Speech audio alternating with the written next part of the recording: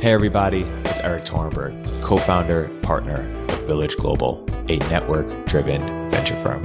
And this is Venture Stories, a podcast covering topics relating to tech and business with world-leading experts.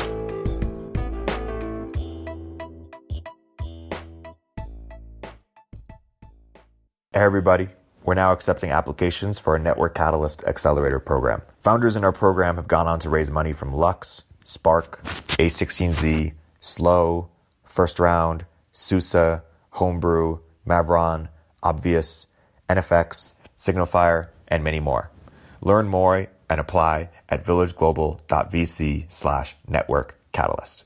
Hey everybody, welcome to another episode of Venture Stories by Village Global. I'm here today joined by Scott Sumner. Scott is a research associate on monetary policy at the Mercatus Center. Scott, welcome to the podcast.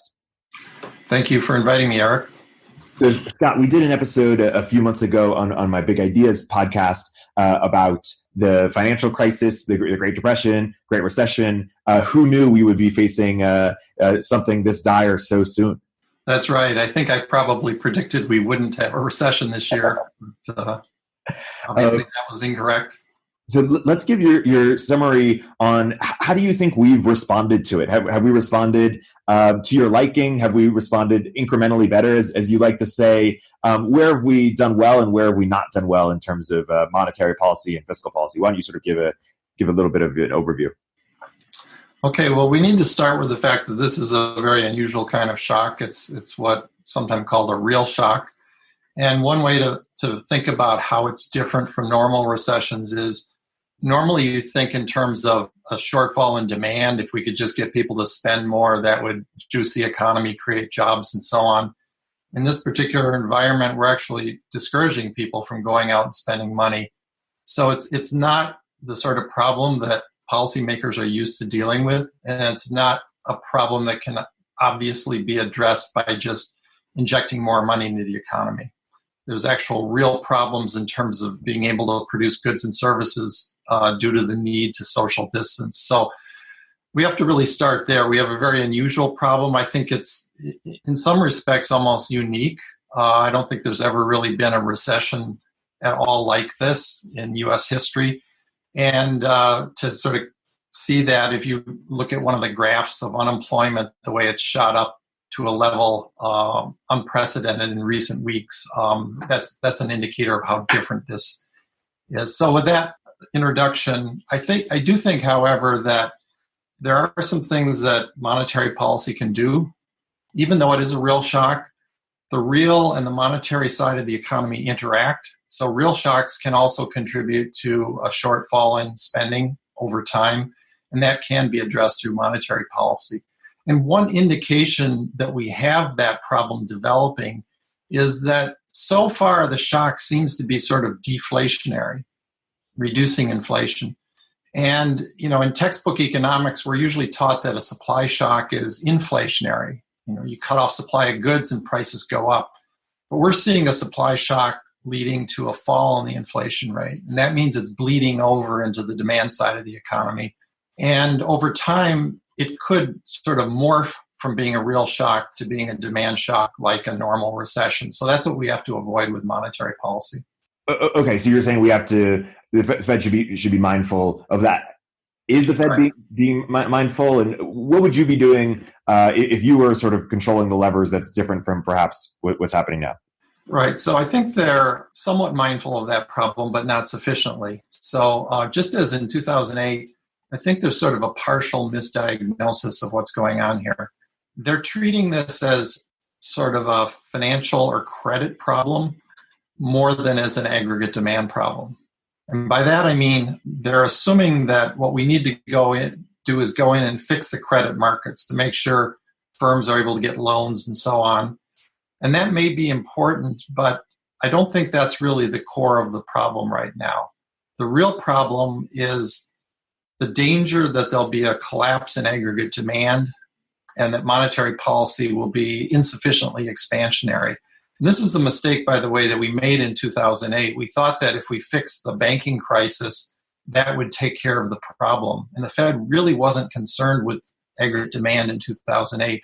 when they eventually did bail out the banking system, they learned they had a huge aggregate demand problem on their hands. And then in 2009, they started the QE programs and so on. So what I'd like to see the Fed do is sort of get on top of the demand problem early, even though right now it won't do much to help because of the shutdown. But over time, it'll help if they do a more aggressive monetary stimulus. And that would really involve two components. One is what's called level targeting, which is promising to bring the price level back up to the trend line over the next year or two. And the second is a whatever it takes approach to achieving that goal. And that means committing to buy as many assets as necessary to get inflation or prices back up to their target level. So the Fed's had this 2% inflation target, and we're likely to fall well below that this year. So they should promise to try to get back up to the trend line with, if necessary, higher than 2% inflation going forward. And have they done this before? Or you've been talking about level targeting for a long time. Have they adopted it? And if not, why not? No, there's a lot of institutional resistance within the Fed to level targeting. Just to give you an example, Ben Bernanke had favored that approach for Japan in the early 2000s. When he got to the Fed, he suggested it as at a meeting and was kind of shot down by the Fed staff. And so nothing was done on level targeting. And then when he left the Fed, Bernanke again began to advocate level targeting. So it's an idea that's very popular with academics. But I think the thing the Fed fears is that level targeting makes it very clear that the Fed is responsible for nominal variables like inflation, or I would argue even nominal GDP. Under the current system, it's easier for the Fed to sort of deflect responsibility from a failure. Like you can have 3 years in a row with 1% inflation, even though you have a 2% target, and you can say, well, we just fell a little bit short, but there were some shocks and we'll do better next year. And you can keep doing that over and over again. And it's not obvious to the public that a huge mistake is being made. But if you have a level target, each year you fall below, half of the price level falls further and further below the 2% trend line. And the miss in monetary policy becomes much more obvious. And it puts a lot of pressure on the central bank to be far more aggressive in hitting its targets. It sort of takes ownership over the price level in a way that it always should have, but wasn't really apparent under inflation targeting. So it's a subtle difference, but it's one that I think the Fed understands would put it much more under the spotlight than it is with inflation targeting. Right now, the Fed sort of does a series of gestures, and if they work, great. If they don't, people sort of say, okay, fine, try better next time. But if you're actually targeting the price level, there's a much more specific way in which policy will be judged. The criteria is very specific. Here's where prices are supposed to be. And if you fall increasingly short of that, it becomes very embarrassing for the central bank. Is it that the people who have the powers that be, the Fed, substantively disagree with you, or is it that they agree, but it's just politically unfeasible for whatever reason? Like, what needs to be true for, in your mind, for the Fed to adopt these types of policies? That's a good question. So they are having a study right now at the Fed, a sort of 1 or 2 year long study reevaluating their monetary policy approach. There are rumors that the Fed might move towards what's called average inflation targeting, which is sort of like going halfway towards level targeting. In average inflation targeting, you target the average inflation rate over a multi-year period. So that's an indication there is awareness within the Fed of the logic behind the level targeting argument. I also think, though, that central banks are very conservative with a sort of small c conservative. They're reluctant to change. The Fed did announce inflation targeting back around 2012 and committed to a 2% inflation target. And although price level targeting isn't that different, you could still have a 2% trend line for inflation. I think the Fed is a little reluctant to just jump into something that's untested. No other country, as far as I know, does level targeting. In the case of inflation targeting, it began with small countries like New Zealand and then Canada later, and then the U.S. adopted it. So, being risk averse, I think there's a little bit of a reluctance to jump into a target that really commits them much more forcefully to certain courses of action, and in some ways reduces their discretion quite a bit over the current system. I don't know exactly how much consideration is being given there, but I do know that people within the Fed are very aware of the academic arguments in favor of level targeting. Yeah. And when you say reduces that discretion, does that mean sort of it doesn't make them look as smart, like it's a more epistemologically modest or humble strategy? Yeah, there's a couple ways to think about this discretion question. For instance, you probably know there's hawks and doves at the Fed. The doves favor more expansionary policy. The hawks favor more contractionary policy. Now, in a sense, that's kind of bizarre, given that they all agree formally on a 2% inflation target. So really, the only disagreements within the Fed should be technical, not ideological. Like, you shouldn't have people that are consistently hawkish or consistently dovish. But as long as you have a 2% inflation target, you can kind of have that in a sense where the hawks could sort of say, well, if we undershoot a little bit each year, that's fine with me because I prefer lower inflation. But if you switch to level targeting, you can't really have that anymore. You can't have hawks and doves in the sense that we do today. Like, if you have inflation undershoot 1 year at only 1%, below the 2% target, then the next year they have to aim for 3% inflation. And hawkish people don't like having to aim for 3% inflation. So in a sense, if you switch to level targeting, that sort of forces all the hawks and doves to really have the same objective. They should all be trying to get prices along that trend line, because failing to do so forces them to do uncomfortable things to push inflation back to the trend line, which might be a little bit painful. That's one way of thinking about how moving to level targeting implicitly does sort of reduce the discretion of the central bank. It commits them to a path over time that is much more specific than just sort of a general inflation target done 1 year at a time. I mean, you could think of this analogy maybe with steering a ship across the ocean. If you're just steering in a general direction like west, you have some discretion if you miss as to where you're going to end up, right? But if your destination is to cross the ocean and land in New York, then any miss to the north or south on your path has to be made up in the future so that you end up at that destination. So you're much more constrained in the long run in terms of how you direct the ship. If you have a destination like New York City versus a general destination of, I'd like to go west from Europe. Does that analogy make sense? Or? Yeah, totally. And is it fair to say you're a dove in that you believe, of most of the recessions, we should have been, much more expansionary? We can typically be more, how do you think about that? Well, I don't really think of myself as a dove, because for half of my life, I was relatively hawkish. For my younger decades, we were overshooting the inflation target by quite a bit. So what I would say is that I take the target seriously. And my criticism of hawks and doves is some of them maintain their general view when it's not appropriate. So you're right that in recent years, I've often been dovish because we have been undershooting the Fed's target. But what I would criticize is people who, let me give you an example. Sometimes you'll see hawks say, well, we should focus like a laser on inflation and not worry about unemployment. Okay, that's typically the statement you'd get from a hawkish central banker. But then in Europe, when inflation was running well under their target, and focusing like a laser on inflation should have caused, call for easier money, many of those same hawks in Western Europe were reluctant to do monetary stimulus in order to get inflation up to the target. So rather than think of myself in terms of hawkish or dovish, I think in terms of taking seriously the commitment, setting a reasonable target, and committing to achieve that target over time. And whether I'm hawkish or dovish at a moment in time depends on which side we're missing. And is it fair to say that during the Great Recession or Great Depression or what Japan was going through, we needed to be more expansionary? Yeah, during the Great Depression, also during the Great Recession. Yeah. Conversely, during the Great Inflation from the mid-60s to 1981, we were quite a bit too expansionary.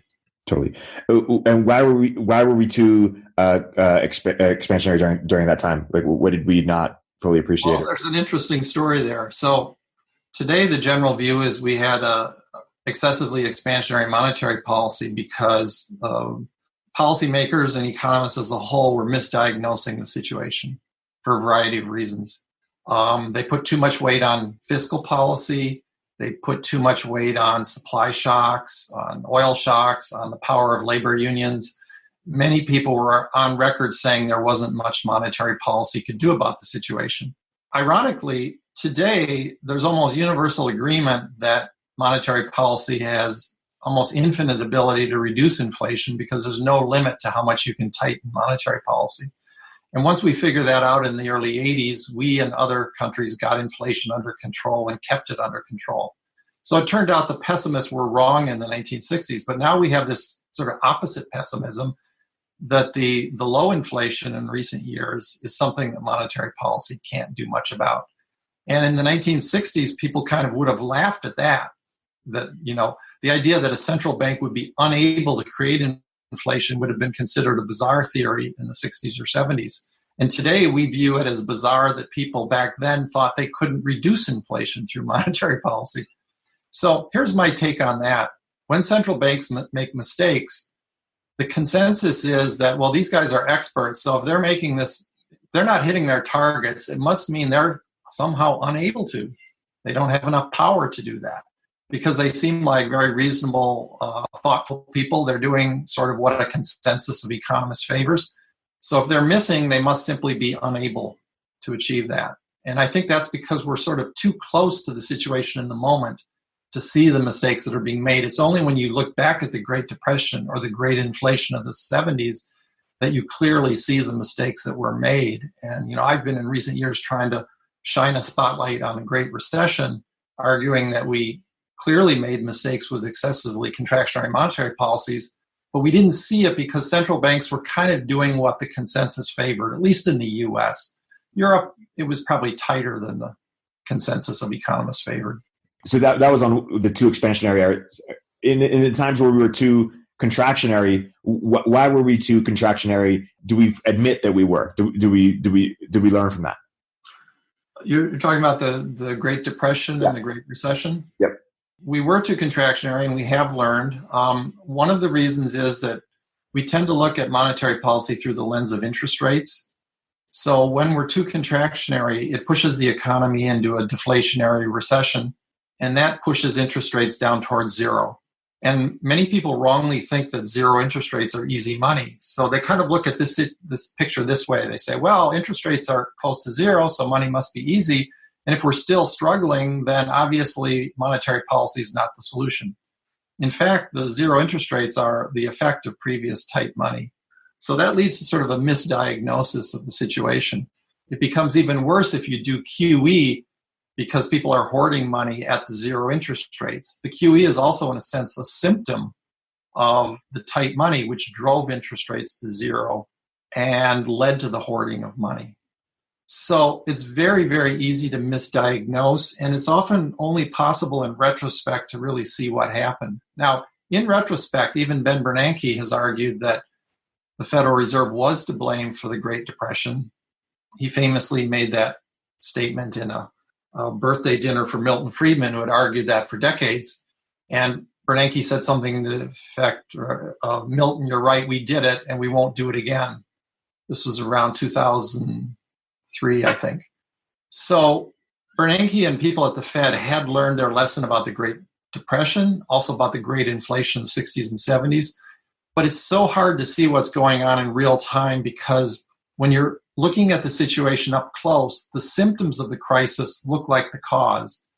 So during the Great Recession, we again had banking problems just like in the early 1930s. And it looked like those banking problems were causing the recession, whereas they were probably mostly a symptom of falling nominal spending, an excessively tight monetary policy that was allowing spending to fall very sharply. And with nominal GDP falling, there's much less income being earned in the economy to repay loans. So that took a mild banking crisis and made it a much more severe banking crisis in late 2008. So initially they thought they could fix the banking problem and that would solve the problem. As I said, it didn't. And then the Fed figured out okay, we've got a problem here with a lack of aggregate demand. And that's when you had the monetary stimulus begin. But by that time, interest rates had fallen to zero and it was more difficult. So again, the Fed miscalculated. They thought the zero rates and a little bit of QE were enough. It wasn't enough. And then they had to do additional QE and forward guidance and, eventually got a recovery. The Europeans did much less stimulus, monetary stimulus, than the U.S., so they ended up with a double dip recession. In fact, Europeans actually raised interest rates twice in 2011. So they were way off course with monetary policy and, as I say, ended up in a much worse situation, even though the crisis started in the United States. It ended up being far more severe in Europe because of monetary policy errors. And it's my understanding, I think I heard you say in the Macro Musings podcast in 2017, that in some sense, the fiscal policy sort of counteracted the monetary policy a little bit in 2008. Talk about the relationship between fiscal policy and monetary policy in times of recession. Right. So there's a lot of misunderstanding about what I call monetary offset. This is the notion that if the central bank is targeting aggregate demand and in order to control inflation, then any other factor that affects aggregate demand will have to be offset by monetary policy. So if the Fed feels they've set, say, interest rates at the right level to get 2% inflation, and you do fiscal stimulus, the Fed will simply have to raise interest rates to prevent the fiscal stimulus from raising inflation above 2%. By the way, that's exactly what the Fed did in 2017 and 18 when we had a lot of fiscal stimulus after Trump was elected. And the Fed raised interest rates to prevent inflation from overshooting. Now, the Fed raised rates a little too much there, but they were trying to keep inflation at about 2%.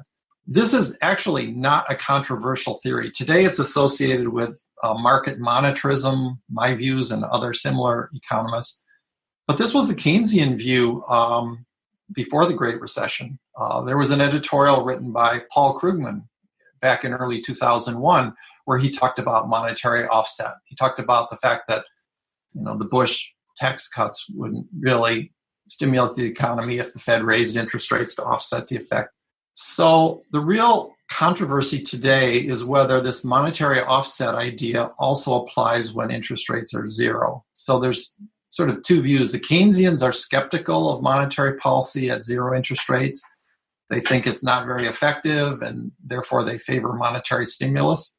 My view is that monetary policy is still very effective at zero rates, and there's a lot of, I think, empirical evidence that it continues to offset fiscal policy even when interest rates are zero. Although I don't think it's a hard and fast rule. I think it's just a general tendency, let's say, for monetary policy to usually offset fiscal policy. So for that reason, I'm not a fan of fiscal stimulus, and I think monetary policy is more effective. It's also a lot less costly because fiscal stimulus adds to the national debt, which means future tax burdens on the public go up. Monetary stimulus does not add to the national debt. It does not increase future tax burdens for the public. You mentioned, monetary policy being effective when rates are zero. Talk about the different levers by which we can implement monetary policy that we can pull in different directions. Because some people think monetary policy is rates, it is interest rates itself. Right. So why don't you talk a bit about that? Right. So at a more fundamental level, monetary policy is about the supply and demand for what's called base money. That is money produced by the government. For your listeners, the cash in their wallet is the most familiar base money, but it also includes bank reserves that are electronic. So the Fed basically determines the amount of base money in the economy through its policies, and it also influences the demand for base money through policies like interest on bank reserves. So through these levers, the Fed has almost infinite ability to affect the value of money, its purchasing power. If they wanted to, and I'm obviously not suggesting this, but if they wanted to, they could create hyperinflation like you see in Venezuela or Zimbabwe by flooding the economy with money. Now, why is the conventional view somewhat different from mine? I think it's partly because of what I mentioned earlier. During recessions, it often looks like central banks are doing an easy money policy. They have low rates, sometimes they do QE, but often these are defensive moves reacting to a weak economy produced by earlier tight money policies. So when you see the Fed do zero rates and QE and the economy remains weak, it's very easy to become pessimistic. But think about this thought experiment. Let's take the case of Japan that has been stuck at the zero bound for, 30 years almost. People argued for a long time the Bank of Japan could do nothing to create inflation. But obviously that can't be true, because the Bank of Japan could simply promise to buy unlimited amount of Japanese yen at a price of 200 to the dollar, 300 to the dollar, or 1,000 to the dollar, and sharply depreciate the Japanese currency and thereby create very rapid inflation in Japan. They could promise to buy up all the assets in the world with Japanese yen coming off the printing press, the stocks, the bonds all around the world, and simply pay for them with money coming off the printing press. Now, obviously, the rest of the world is not going to sell all of their assets to the Bank of Japan for yen currency that would soon become worthless. The point of that thought experiment isn't that the Japanese would do this or should do that, but rather if they committed to do whatever it takes to raise inflation and started down that road, the rest of the world would immediately see what's going on. The yen would fall sharply in the foreign exchange markets, and you get a lot of inflation in Japan before they had to print very many yen at all. So it's really more about commitment to do whatever it takes than it is about concrete steps of what to do with interest rates, what to do with the money supply, and so on. And the mistake people make is they look at concrete steps that were taken as a defensive mechanism, responding to a demand for liquidity during a crisis, and confuse that with aggressive steps that are part of a commitment to do whatever it takes to create inflation. If you seriously commit to buy whatever it takes to create inflation, you can certainly do so. Now, I don't mean to suggest that's necessarily politically easy. For instance, if the Japanese started down that road of buying up the world's assets, the US would immediately complain and maybe even threaten a trade war with Japan. So, there can be political difficulties in doing what I've suggested, but in a technical sense, if you print enough money, you can always create inflation. And why would the U.S. get threatened? Can you unpack that? There's this sort of like convention that I think is kind of silly, but it's out there among the so-called very serious people, which is it's okay to do monetary stimulus if you buy your own country's assets. But if you buy foreign assets, that's, quote, currency manipulation. And that means you're trying to steal jobs away by running a trade surplus.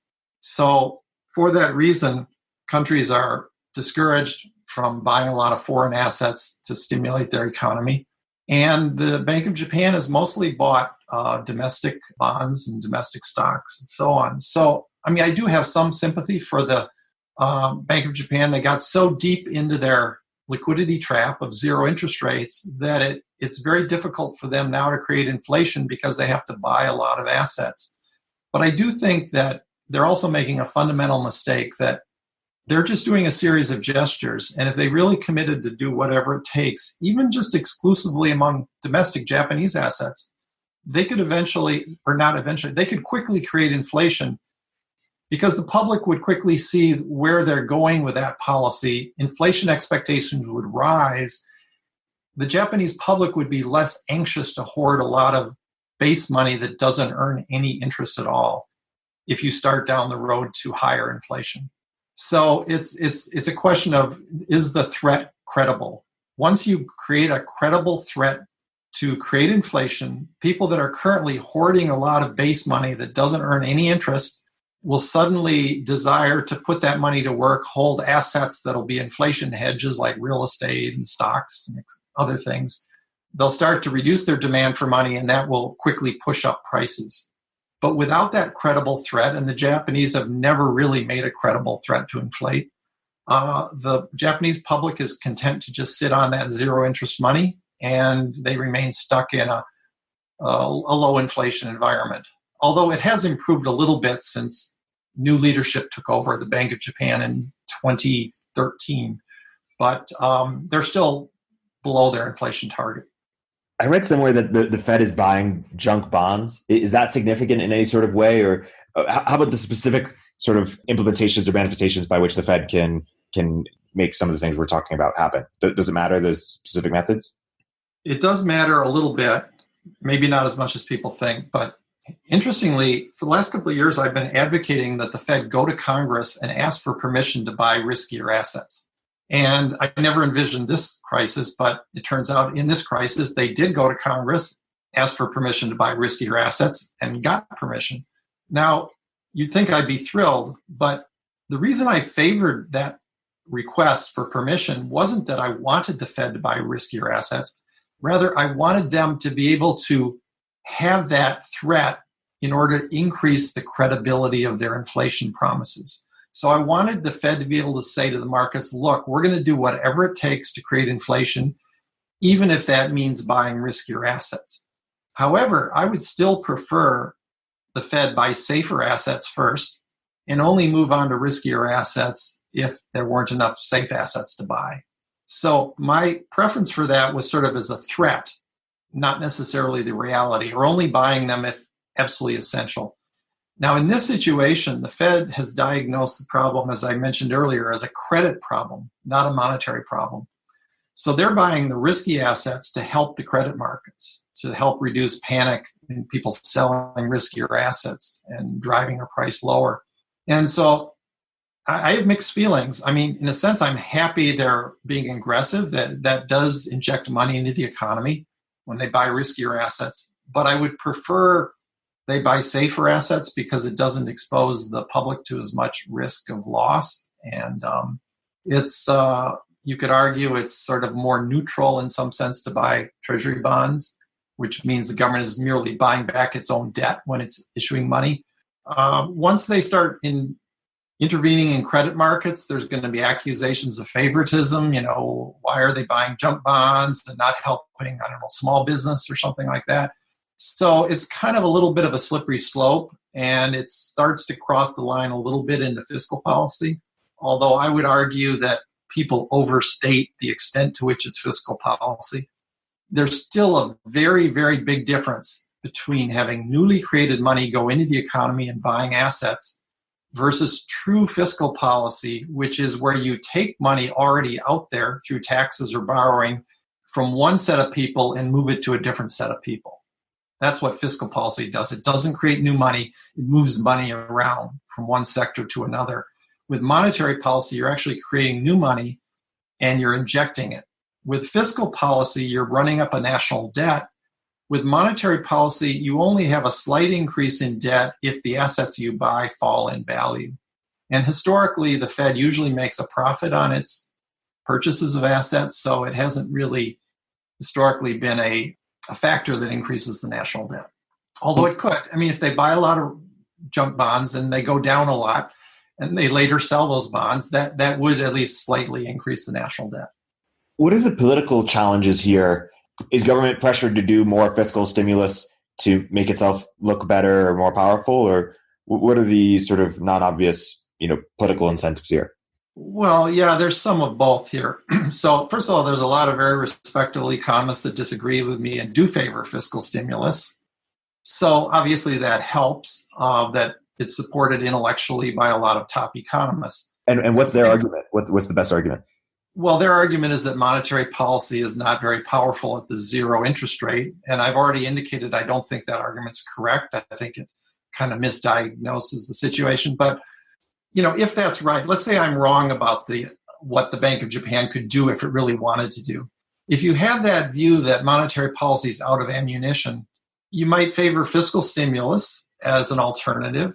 And that view, I think, is more powerful among the Democratic Party, which tends to, I think, align a little bit more with elite opinion among economists at, say, Ivy League institutions, right? So that's sort of the respectable intellectual case for fiscal stimulus. When interest rates hit zero, you run budget deficits to stimulate the economy. Now, obviously, politicians love to spend money and hate to raise taxes. So there's also sort of the political pressure for fiscal stimulus. And we actually sharply increased the budget deficit between about 2015 and 2019 from $500 billion to $1 trillion. that sort of fiscal stimulus was mostly opposed by elite economists because the unemployment rate has only been around 3.5% before the recession. So there was no obvious reason to run trillion-dollar deficits before this recession. And if you ask why were we doing that, it was probably because it was politically popular to spend more and cut taxes. That would be, it wasn't like there was a lot of intellectual support for doubling the budget deficit from 2015 to 2019. On the other hand, the so-called Obama stimulus of 2009, that was during a deep recession with zero interest rates. So a lot of elite economists did favor fiscal stimulus in that environment. I was skeptical, but I was in the minority.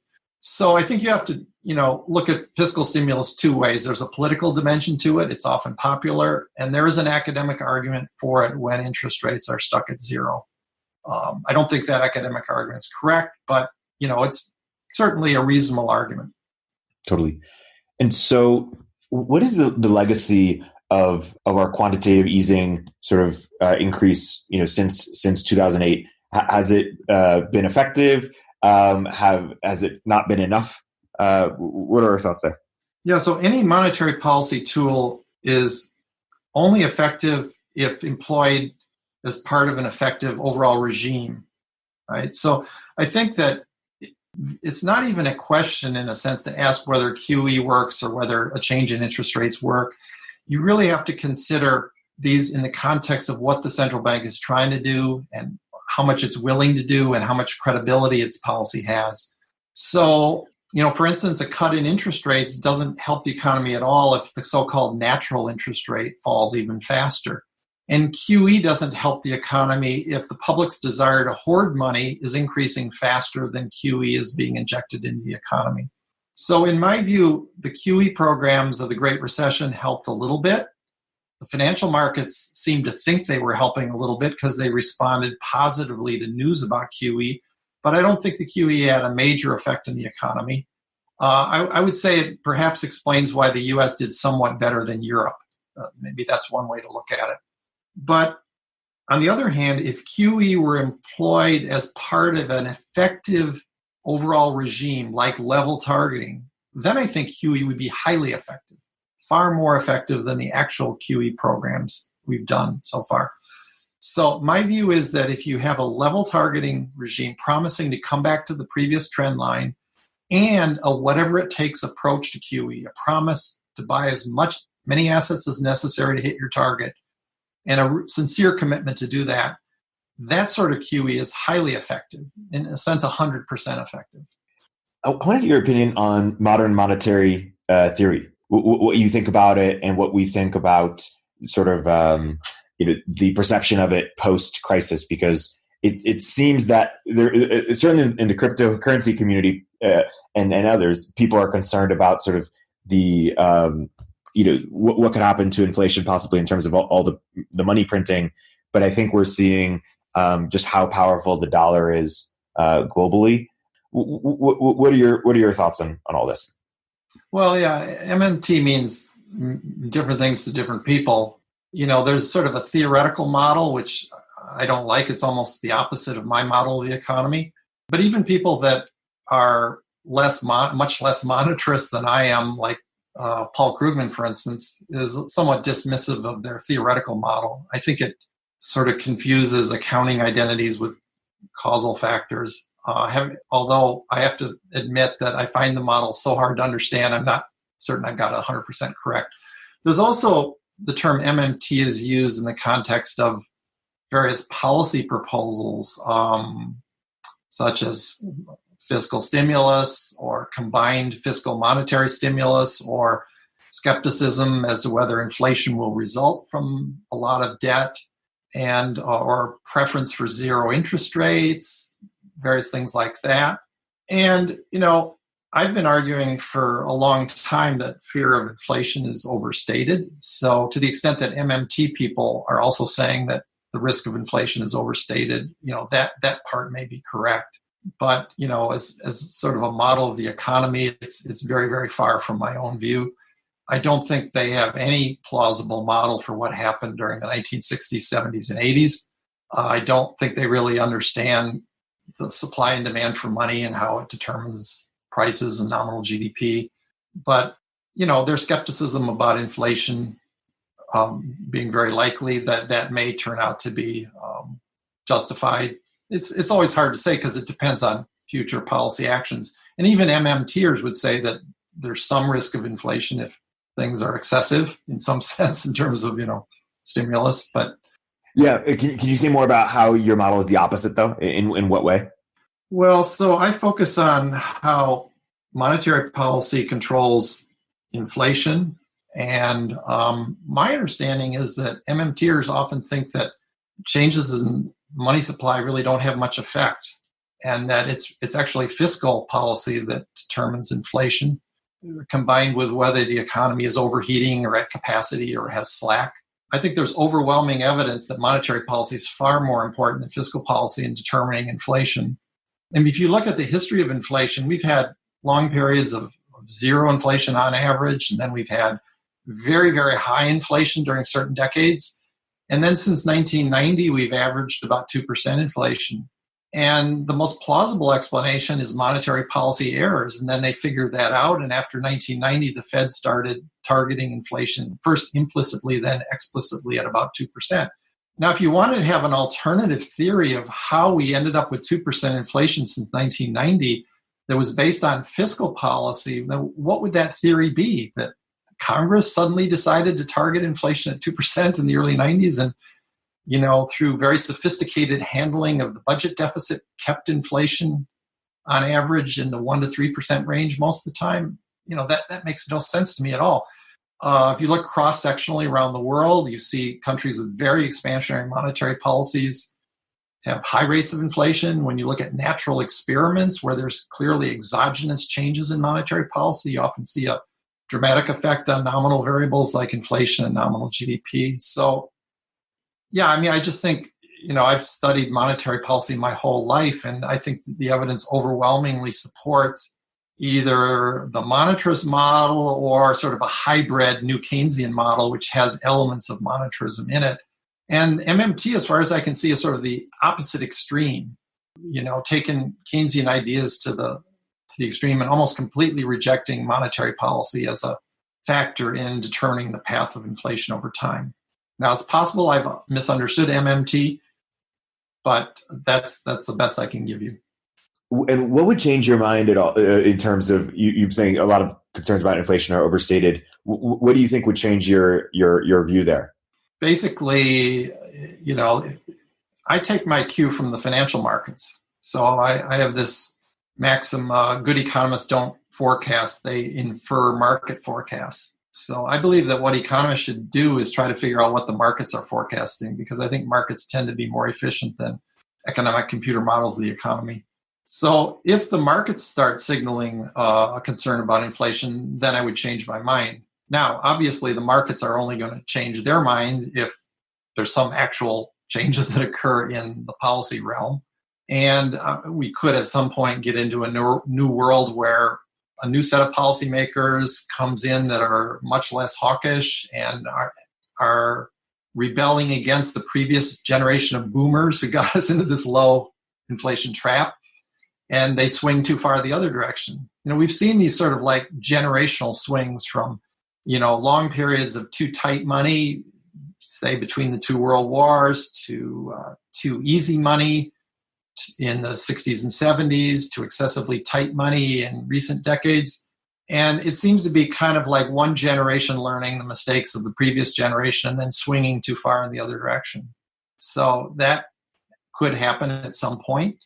I do think a lot of younger people, economists and pundits and reporters, are a little bit puzzled why people of my generation, I'm 64 years old, still worry about the inflationary effects of stimulus. Personally, I don't worry that much, but a lot of people in my age group do. And that's why, and those are the people that typically run central banks. So their formative experiences were in the 60s and 70s, and they were taught to worry a lot about things getting out of hand with inflation. And the policymakers who created the inflation in the 60s, their formative period as young people was in the 30s, and they worried a lot about unemployment. That's the major reason we got into the high inflation of late 60s.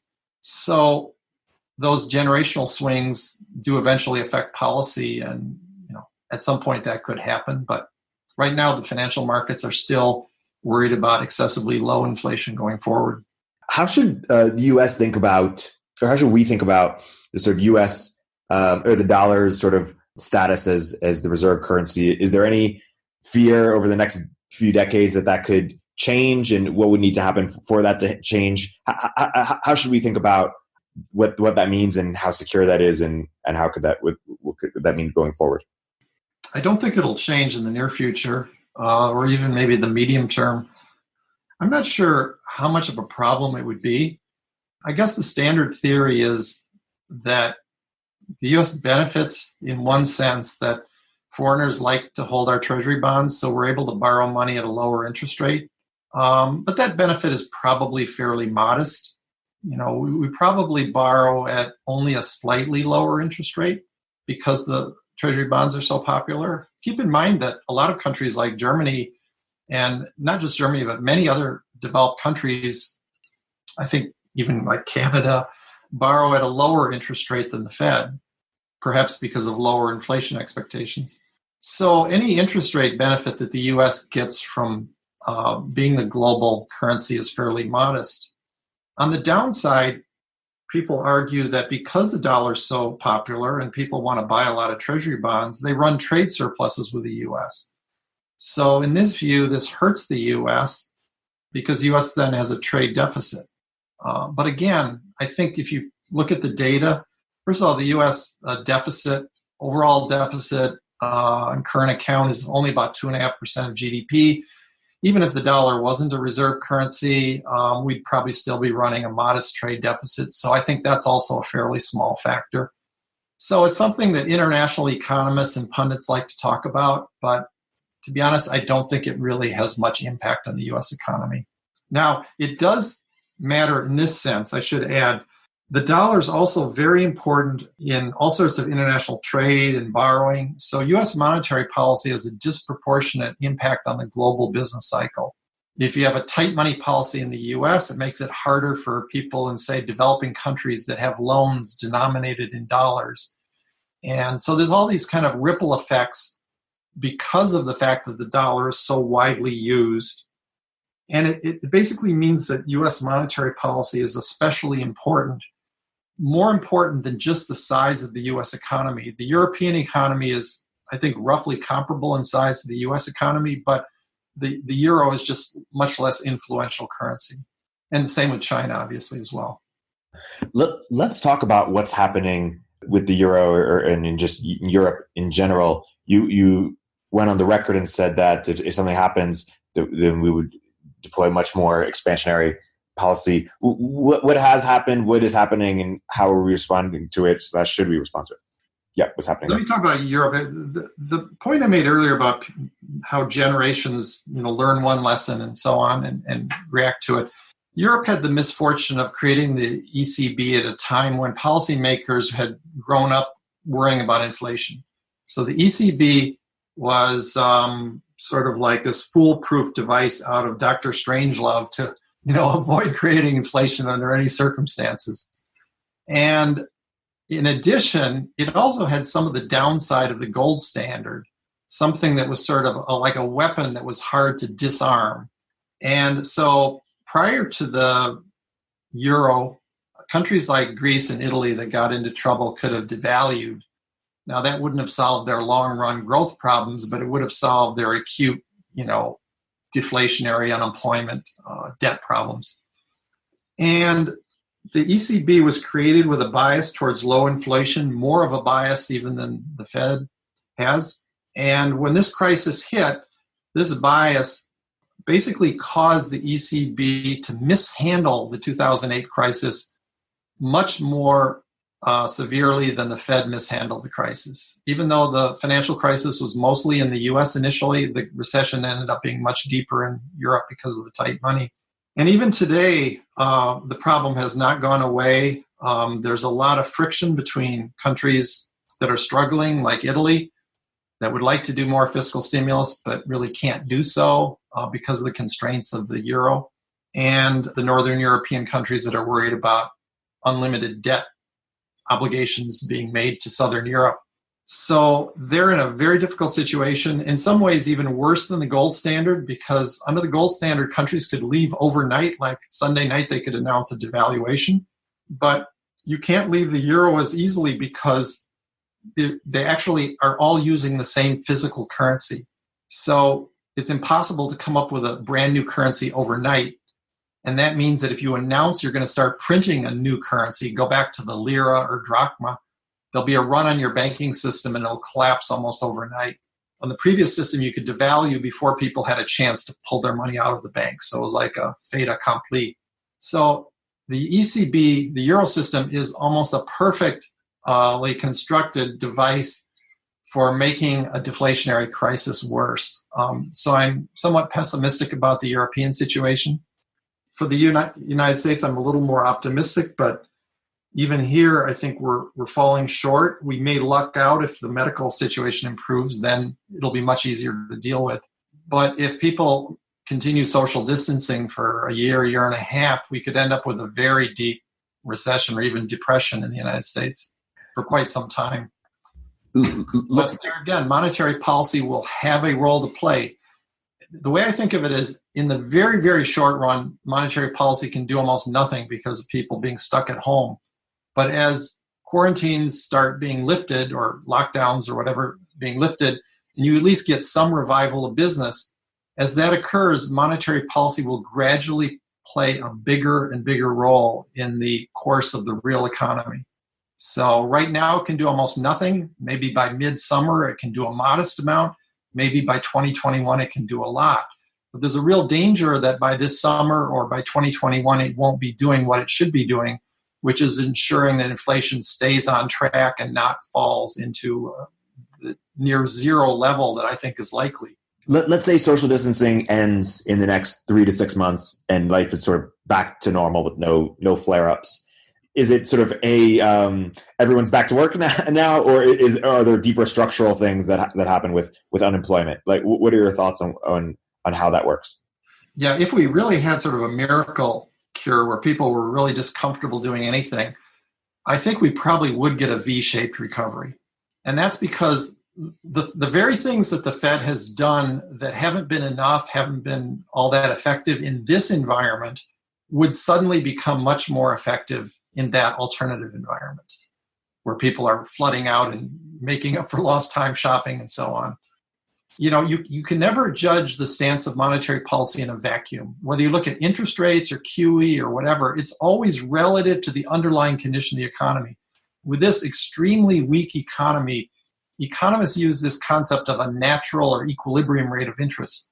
That's fallen to just an unprecedentedly low level. So even cutting rates to zero isn't enough. But if you ended the medical crisis, the equilibrium or natural rate of interest would rebound quite a bit just on its own.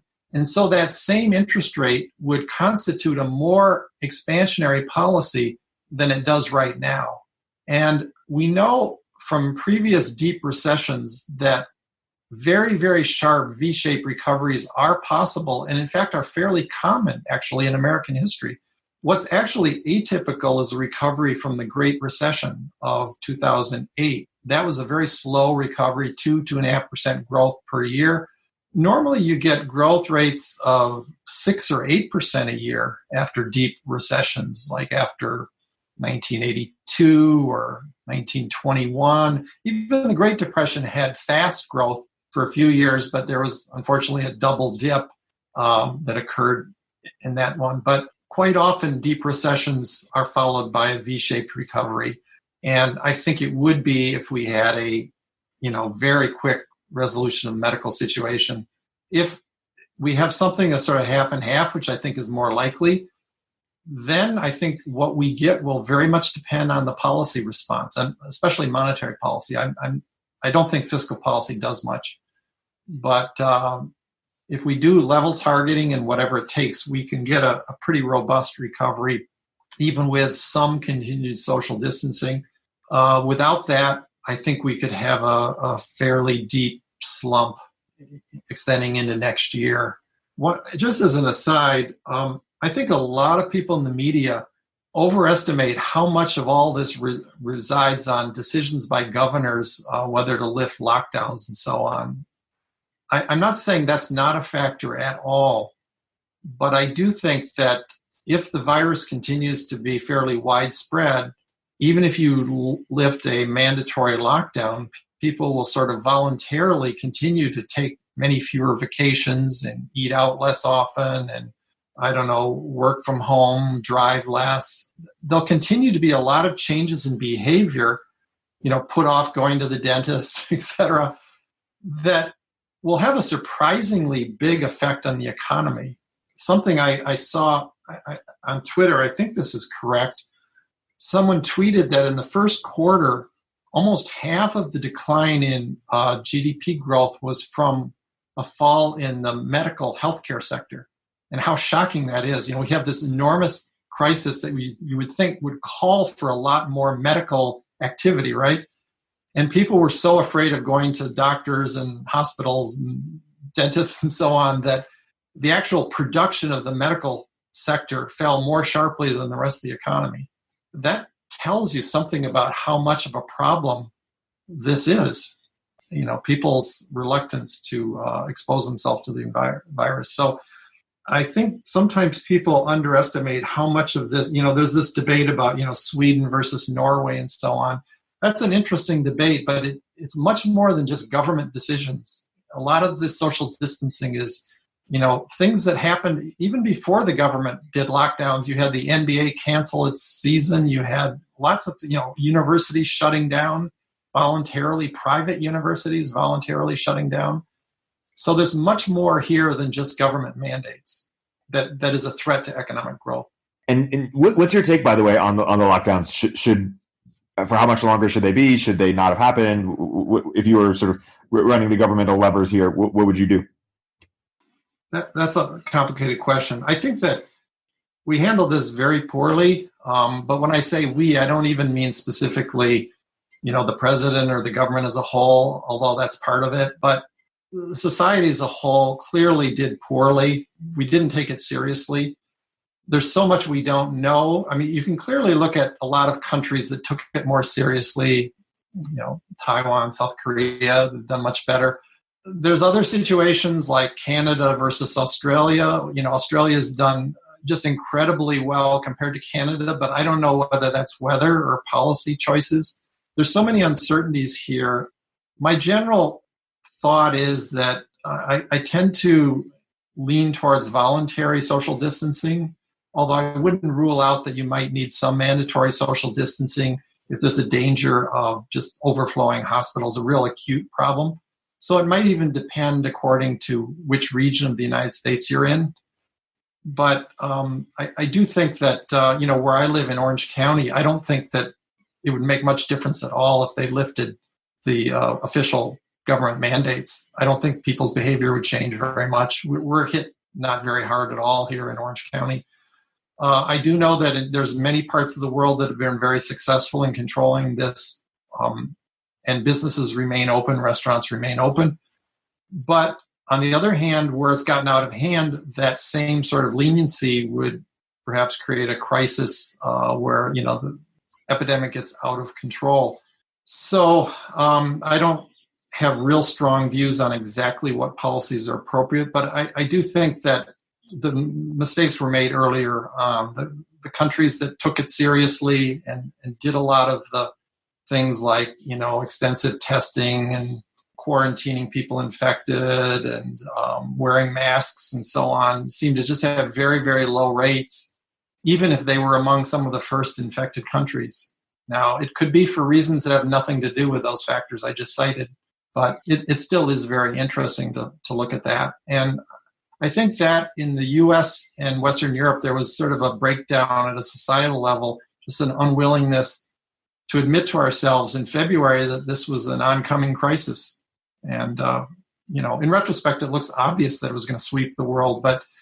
And there were people saying that, of course, in February and even January, but I don't think many of us, including myself, deep in our bones really thought this was going to happen. I mean, obviously, if we thought it was going to happen, if we had done all these lockdowns a month earlier, it probably would have been much more effective, right? So, that was the big mistake, not taking it seriously enough earlier on. I think if we had taken it seriously, then we could have gotten by without such a severe shutdown of the economy and operated on a more voluntary basis, as you see in some other countries. Yeah. A couple last questions. One is more of a first principles question, and forgive me if it's a bit dense. Why is inflation so important in the first place? Why is it important we have 2%? Is it so that people feel that they're getting richer, or is that one element of it? Or because it's the Austrian school or the cryptocurrency community sort of, Bitcoin is deflationary currency. It's sort of, you ask, why is inflation so important in the first place? Right. Well, it's not important for the reasons that a lot of people might assume. That is, we don't keep it low to help shoppers or to help people, so their quote cost of living doesn't go up as much, because in the long run, higher rates of inflation are associated with higher rates of wage inflation as well. So the real costs of inflation are due to other factors. Because of our tax system, high inflation tends to hurt savers and investors. It imposes implicitly a higher real tax on their activities. And it creates some other distortions in the economy. More frequent price changes are necessary and so on. The actual cost of inflation, it doesn't matter a whole lot whether it's 1, 2, or 3% a year on average, as long as it's stable. But I would even go deeper than that. The inflation rate isn't really the variable that best measures the cost of unstable monetary policy. I think that the better variable is nominal GDP growth. So if we keep nominal GDP growth, that is total dollar spending in the economy, growing at about 4% a year, on average, we would probably have about 2% inflation, but it would vary a little bit year to year. And that variation would be appropriate, because stabilizing nominal GDP growth actually does a better job of stabilizing two key markets. One is the financial market, and the other is the labor market. So if you think about why unstable inflation is bad, one argument is that like a sudden bout of deflation causes unemployment and a banking crisis. Okay, that can happen, but a better indicator of unemployment and a banking crisis is falling nominal GDP. So that correlates better. So if we really want to sort of stabilize the labor market and stabilize the financial system, keeping nominal GDP growing at about 4% a year is probably better than keeping inflation growing at 2% a year. But the basic argument for keeping inflation low and stable is it provides a more stable economy, a more efficient economic system. And maybe I kind of glossed over, there's actually 2 points here. The stability of inflation is aimed at keeping unemployment low and keeping, the financial system stable. The fact that you prefer 2% inflation to 12% inflation is that 2% inflation is better for saving and investment than 12% inflation. So there's kind of two issues there, the stability of the rate of inflation and the lowness of the rate. And 2% is often viewed as kind of a sweet spot that avoids problems that you get with going to either extreme. But, there's advocates of 4% inflation, there's advocates of 0 or even mild deflation. I'm not too persuaded by those, but there are different points of view on what the trend rate of inflation should be, or the trend rate of nominal GDP growth. So, and just unpack it again. If we didn't have inflation, what would be the negative, as sort of a base goal? What would be the negative impacts of that? Oh, 0 inflation versus 2%, you mean? Yep.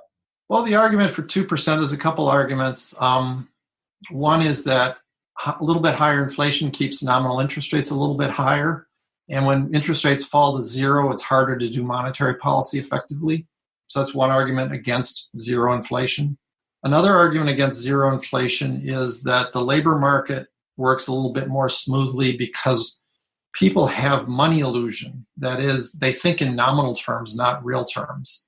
So this is kind of a weird argument, but basically the idea is that in a world where you have a little bit of inflation, the average rate of nominal wage increase each year is a little bit higher. And in that world, when an industry gets into trouble and has to have a slower rate of wage increase to preserve jobs, they can simply give workers a smaller pay increase. But if you have 0 inflation and that industry gets into trouble, you actually have to cut nominal wages. And workers are very resistant to nominal wage cuts for sort of psychological reasons. And for that reason, you often get unemployment rather than nominal wage cuts. So it's sort of this psychological barrier to nominal wage cuts. Maybe for your listeners, I could give you this thought experiment. Think of the people at your company and whether they would be more upset by getting a 4% raise in a year of 5% inflation or getting a 1% wage cut in a period of zero inflation. I mean, if you think about it, I think most people would be more upset about the 1% wage cut in zero inflation versus a 4% increase in a year of 5% inflation, even though formally, in real terms, they're the same. But people tend to think of their wages in nominal terms. So it's kind of an odd argument, but it's sort of like oil that smooths the engine. You know, like a little bit of inflation maybe makes the labor market work more smoothly. Totally. And then lastly, you talked about one of the big debates today at the Fed is whether monetary policy works at zero. What are the other big or what's one other or any other big debates that are happening that are worth mentioning that we haven't discussed? Or a variation of this question would be is slightly different. Would be what's the biggest disagreement you have with Paul Krugman? Well, I think the current debate on monetary policy is how much should the Fed get into credit market activities. It's becoming much more involved in activities that it previously shunned, like buying junk bonds, for instance, or corporate bonds, and facilitating loans to small businesses and so on. It's not directly lending to small businesses, I believe, but yeah, that's the area of controversy today. In terms of Paul Krugman, he's a very interesting figure. I've disagreed with him a number of times in my blog over the last decade. At the same time, I think he's a very formidable debater. He's one of the most brilliant economists in the world and one of the best writers. He's sort of the modern day Keynes in a sense. And I actually agree with him on more things than people suspect. The only time I met him, I told him that I thought his 1998 paper, Liquidity Traps, was an underappreciated gem, one of the most important macro papers. So our disagreements are actually kind of subtle. I think that he underestimates the extent to which monetary policy is effective at the zero bound. And I think he, like many Keynesian economists, sort of looks at the picture of low rates and QE not doing much and mistakenly assumes that they also wouldn't do very much in a more effective monetary regime like level targeting with a whatever it takes commitment. Or perhaps the disagreement is that he thinks such a commitment by a central bank would be just politically too hard to do, whereas I don't think it should be too hard to do. So I know in the past, sometimes when I've debated him, it's really boiled down to almost to not whether central banks could do something, but he just sort of thought they're too conservative ever to take the steps they need. So we need to use fiscal policy, where I was arguing, well, they should do those steps. And eventually they do learn. And the past things that were viewed as unacceptable, like inflation targeting, later did become acceptable. So we have to just keep pushing central banks to do what should be done. So, yeah, Krugman's a very interesting figure, and the points on which I disagree with him are actually often subtle nuances in terms of what is politically possible or not. By the way, I think I mostly agree with his view of MMT is based on things I've seen that he's written about in the past. And what is that view? Or what is his view on it? Well, I think that they kind of mistake accounting relationships for causal relations. I don't want to put words into his mouth. He and I both got frustrated where we would seem to try to address a particular point made by MMTers, and they constantly came back and said, no, that's not what we're saying. We're saying this. And then we'd address that point. They'd say, no, that's not what we're saying. We're saying this. And he compared it, I think, to whack-a-mole, the game whack-a-mole, where something pops up and you knock it down and it pops up somewhere else. So there's definitely I think both of us have a little bit of skepticism about their theoretical model that underlies everything they're doing. Although he says he might agree with their particular policy prescriptions in a zero interest rate environment. Just to return to the credit markets for a second, per your earlier comment that the Fed should be getting into more risky assets, does that mean that you are supportive and a believer that they should be getting more into the credit markets? Again, I missed maybe the first part of your question. Tell me if this answers it. I think the Fed should have the ability to buy whatever it takes to hit its target, but it should refrain as much as possible from getting into the credit markets and, leave that to Congress. If Congress feels they need to, bail out banks or whatever. My personal view is a lot of these credit problems are fundamentally monetary. If we do enough to get get nominal spending growth back up to the trend line, or at least back up next year to the trend line, a lot of the credit problems would be much less severe. So I think we're often misdiagnosing credit problems. We're assuming those problems are causing the weak economy, where often the weak economy or lack of nominal spending is causing the credit problems. But again, I do favor the Fed having the authority to buy whatever it takes to hit its target. And I could imagine a scenario where that would force them to buy some risky assets, such as corporate bonds. And if that's necessary, then so be it. It's better to take some risk than to have a deep depression.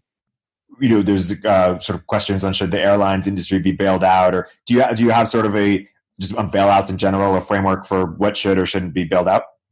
Yeah, I'm not really a fan of those bailouts. I mean, there perhaps are some arguments I'm not aware of that would push in the other direction. I'm not sure what's the purpose of bailing out the airlines right now? Is it to provide essential service to flyers? I guess a lot of the airplanes are flying almost empty, and maybe that's due to bailout money. There might be some targeted way to provide essential transportation services. Airlines, as you may know, often go through bankruptcy and keep flying through bankruptcy. But now in this super weak economy, they may not even be able to fly. So maybe the goal here is to provide some sort of airline service as almost a national security thing. So I don't know all the specific reasons, but if you're talking about just bailing out companies to save jobs, like we bailed out GM and Chrysler during the Great Recession to save jobs, no, I'm not in favor of that. They'd go into bankruptcy proceeding, they'd be reorganized. The factories that are potentially profitable would keep operating under some sort of management and so on. But I don't want to be counted with the sort of like hardcore right-wingers that just say liquidate everything. I'm favoring a much more expansionary monetary policy, which would be very, very good for debtors in the U.S. economy. If we raised inflation expectations above where they are now and nominal GDP growth expectations, that would help borrowers a lot.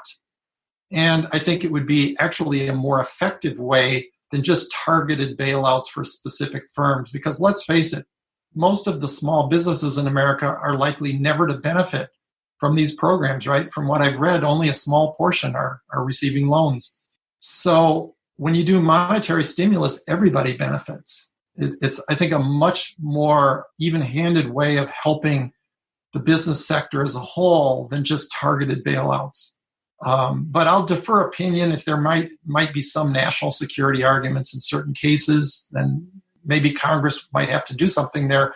But I haven't really seen good arguments for bailing out companies. I worry they're just trying to help shareholders and debt and creditors in some of these cases.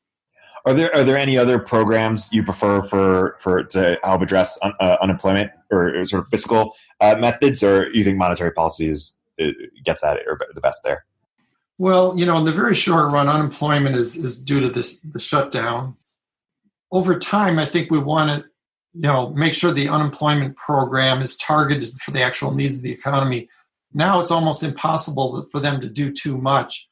But very soon, I think they probably should go back to the original unemployment insurance program, with the exception that it should be extended to many more people that didn't qualify in the past. Right now, I think they've made the amounts much larger, but in the long run, they don't want to do that because that would actually slow down the reemployment of people. but they probably do need to widen the coverage so that a wider variety of people qualify for unemployment. In terms of getting people back to work, I mean, you can always do things like deregulation to make it easier to hire workers. That can help a little, but really it doesn't do much in this crisis. To actually get people back to work, you first of all need to resolve the medical situation so there's less social distancing, and then you need enough monetary stimulus so people are spending enough for the economy to be at close to full employment. So I know I'm sounding like a one-trick pony here, but really monetary policy is essential in the long run to getting back to full employment once people are able to physically go back to work and where shoppers are able to physically go back to stores and restaurants. Totally. I think that's a good place to wrap. My guest today has been Scott Sumner. If you want to go deeper on Scott's work, I highly recommend the moneyillusion.com. It's his longtime blog, and it's a great one. Scott, thank you so much for coming on the podcast today. Thank you, Eric. I enjoyed it.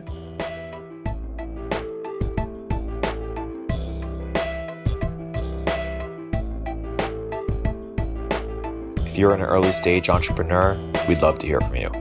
Check us out at villageglobal.vc.